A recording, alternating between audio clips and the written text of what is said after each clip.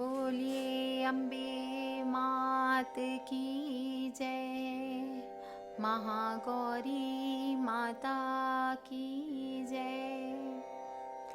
नवरात्र के 8वें दिन महागौरी माता की पूजा अर्चना की जाती है और ऐसा माना जाता है कि महागौरी आदि शक्ति हैं। इनके तेज से संपूर्ण सृष्टि प्रकाशमान है और इनकी शक्ति अमोघ फलदायिनी है।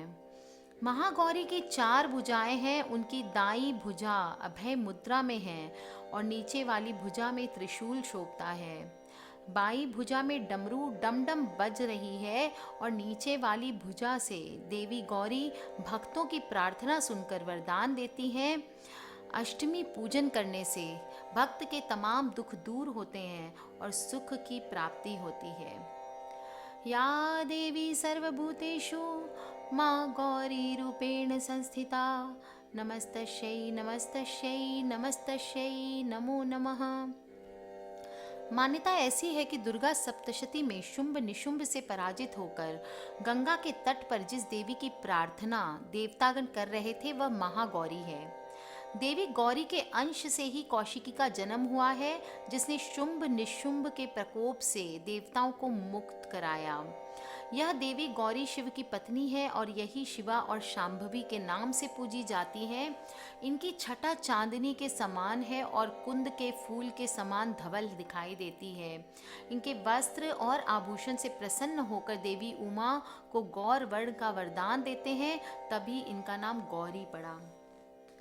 नवरात्रि के 10 दिन कुंवारी कन्या भोजन कराने का विधान है, परंतु अष्टमी के दिन भोजन कराने का विशेष महत्व है।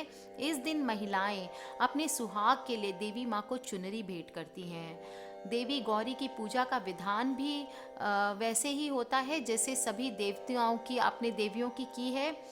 और अष्टमी के दिन भी देवी की पंचोपचार सहित आपको पूजा करनी है और इस दिन कुंवारी कन्याओं का पूजन करना है। माता को भोग में आपको नारियल चढ़ाना है और नारियल को भोग लगा करके सिर के ऊपर से घुमा के बहते हुए जल में प्रवाहित कर देना है। मान्यता ऐसी है कि ऐसा करने से आपकी मनोकामना पूर्ण होती है। माता गौरी की सबसे पहले आपको बता दूं माता गौरी की कथा, फिर आपको बता दूं कन्या पूजन कैसे करना है। माता गौरी की कथा ऐसे आती है, पहले उनका ध्यान करते हैं। श्वेते वृषे समारूढ़ा श्वेतांबर धरा शुचि, महागौरी शुभम दत्यान महादेव प्रमोददा। माँ दुर्गा जी की 8वीं शक्ति का नाम महागौरी है। इनका वर्ण पूर्णतः गौर है। इस गौरता की उपमा शंख चंद्र कुंद के फूल से दी गई है। इनकी आयु 8 वर्ष की मानी गई है। 8 वर्षा भवेद गौरी। इनके समस्त वस्त्र एवं आभूषण आदि भी श्वेत हैं। इनकी 4 भुजाएं हैं। इनका वाहन वृषभ है। इनके ऊपर के दाहिने हाथ में अभय मुद्रा और नीचे वाले दाहिने हाथ में त्रिशूल है। ऊपर वाले बाएं हाथ में डमरू और नीचे के बाएं हाथ में वर मुद्रा है। इनकी मुद्रा अत्यंत ही शांत है। अपने पार्वती रूप में इन्होंने भगवान शिव को पति के रूप में प्राप्त करने के लिए बड़ी कठोर तपस्या की थी। इनकी प्रतिज्ञा थी कि व्रीयेहं वरदं शंभुं नान्यं देवं महेश्वरात्। नारद पांचरात्र में बताया गया है। गोस्वामी तुलसीदास जी के अनुसार भी इन्होंने भगवान शिव के वरण के लिए कठोर संकल्प लिया था। तुलसीदास जी कहते हैं, जन्म कोटि लगी रगर हमारी, बरऊं शंभुनत रहूं कुंवारी। इस कठोर तपस्या के कारण इनका शरीर एकदम काला पड़ गया। इनकी तपस्या से प्रसन्न और संतुष्ट होकर जब भगवान शिव ने इनके शरीर को गंगा जी के पवित्र जल से मल कर धोया, तब वह विद्युत के प्रभा के समान अत्यंत कांतिवान गौर हो उठा। तभी से इनका नाम महागौरी पड़ा। दुर्गा पूजा के 8वें दिन महागौरी की उपासना का विधान है। इनकी शक्ति अमोघ और सद्य फलदायिनी है। इनकी उपासना से भक्तों के सभी कल्मश धुल जाते हैं। इसके पूर्व संचित पाप भी विनष्ट हो जाते हैं। भविष्य में पाप, संताप, दैन्य दुख उसके पास कभी नहीं आते। वह सभी प्रकार से पवित्र और अक्षय पुण्यों का अधिकारी हो जाता है। महागौरी का ध्यान, स्मरण, पूजन, आराधन भक्तों के लिए सर्वविध कल्याणकारी है। हमें सदैव इनका ध्यान करना चाहिए।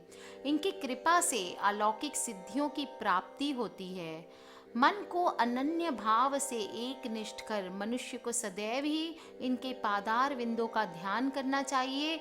ये भक्तों का कष्ट अवश्य ही दूर करती है। इनकी उपासना से आर्त जनों के असंभव कार्य भी संभव हो जाते हैं। अतः इनके चरणों की शरण पाने के लिए हमें सर्वविध प्रयत्न करना चाहिए।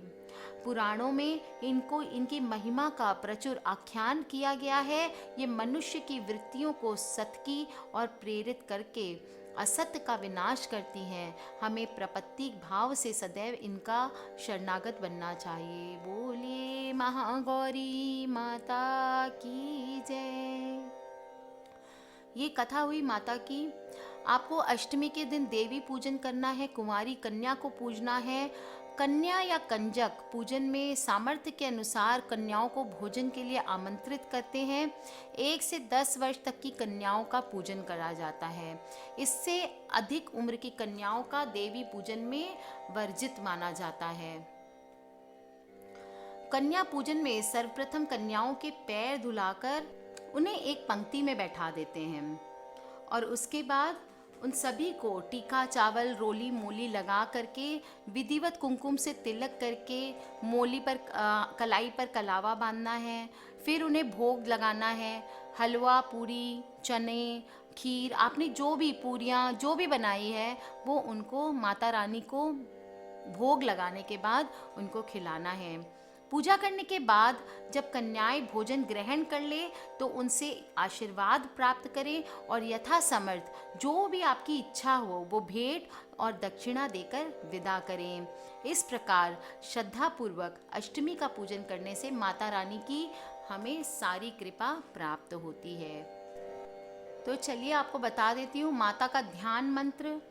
वंदे वांछित कामार्थे चंद्रार्घकृत शेखरां सिंहारूढ़ा चतुर्भुजां महागौरी यशस्विनीं पूर्णेन्दु निभां गौरी सोमवक्रस्थिताम् अष्टम दुर्गा त्रिनेत्रां वराभीतिकरात्रिशूल ढमरूधरा महागौरी भजेम पट्टांबर परिधाना मृदुहास्या नाना अलंकार भूषितां मंजीरकार केयूर किंकिणी रत्नकुंडल मंडितां प्रफुल्ल वदनां पल्लावा धरांकांत कपोलां चैवाक्य मोहनीं कमनीयां लावण्यां मृणालां चंदनगंधलिप्तां। इसके बाद स्तोत्र कर लेते हैं। सर्व संकट हंत्री त्वं ही धन ऐश्वर्य प्रदायनीं ज्ञानदा चतुर्वेदमयी महागौरी प्रणमाम्यहम्। सुख शांति दात्री धन धान्य प्रदायनीं डमरू वाघ प्रिया अद्या महागौरी प्रणमाम्यहम्। त्रैलोक्यं मंगला त्वं हिता पत्र यपत् प्रणमाम्यहम्। वरदा चैतन्य मयि महागौरी प्रणमाम्यहम्। कवच का पाठ है। ओंकार पातु शीर्षो मां ह्रीं बीजं मां हृदयो क्लीं बीजं सदा पातुन् भो गृहो च पादयो ललाटकर्णो हुं बीजं पात महागौरी मां नेत्रो घ्राणो कपोल चिबुको फट पातु स्वाहा मां सर्ववदनो इति माता ध्यानम्। जो भी आपको मंत्र है वो वीडियो के नीचे डिस्क्रिप्शन बॉक्स में लिखे गए हैं, आप प्लीज़ अगर चाहें तो वहाँ से ले सकते हैं मंत्र। आज के लिए बस इतना ही। जय माता दी दोस्तों, खिलखिलाते रहिए, मुस्कुराते रहिए, माता को मनाते रहिए।